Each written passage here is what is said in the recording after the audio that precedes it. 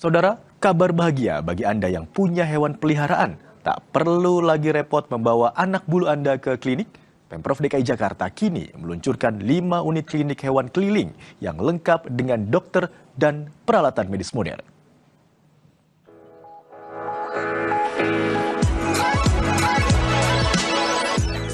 Kabar gembira bagi Anda pencinta hewan di Jakarta. Pemerintah Provinsi DKI Jakarta kini meluncurkan layanan klinik hewan keliling untuk memudahkan hewan kesayangan Anda mendapatkan perawatan kesehatan di mana saja. Peluncuran mobil klinik hewan keliling Jakarta dilakukan di kawasan RPTRA Mustika Kramat Jati, Jakarta Timur. Acara dihadiri langsung Gubernur DKI Jakarta Pramono Anung, Kepala Dinas Ketahanan Pangan, Kelautan dan Perikanan Provinsi DKI Jakarta Hasudungan Sidabalok, dan anggota DPRD DKI Jakarta Hardianto Genet. Gubernur Pramono menargetkan 23.000 hewan akan menjalani sterilisasi.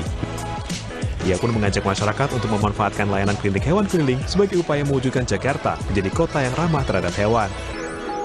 Termasuk untuk darah rutin, biokimia, urin, dan fases.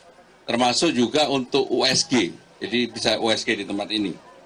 Sterilisasi hingga benda minor, maka dengan layanan ini diharapkan masyarakat dapat memperoleh pelayanan kesehatan hewan yang lebih baik dari semua hewan yang dimiliki oleh masyarakat. Maka aktivitas mobil klinik hewan ini, saya yakin ini merupakan modal sosial yang luar biasa bagi Jakarta untuk mempertahankan sebagai bebas rabies dan sekaligus menjadi kota global, kota pusat perekonomian dan ibu kota negara. Skenario-nya nanti kita akan sebar di 5 wilayah. Jadi satu wilayah kota akan beroperasi satu mobil pelayanan hewan veteriner keliling ini. Nanti akan beroperasi selama 6 hari, Senin sampai dengan Sabtu. Khusus untuk hari Sabtu,